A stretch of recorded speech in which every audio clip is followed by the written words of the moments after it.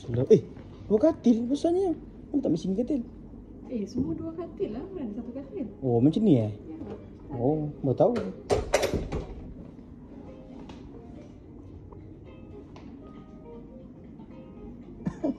Apa?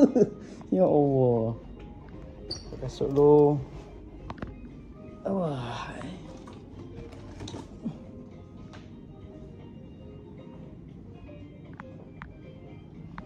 Katil dua Wish.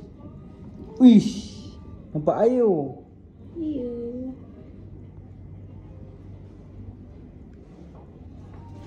Okey, tandas dia.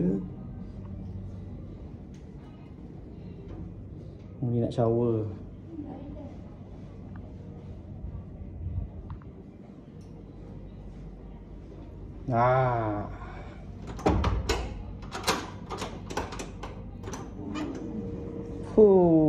Allah. Mantap. Ni hari-hari mandi kolam ni. Dah video kau masuk. Masuk.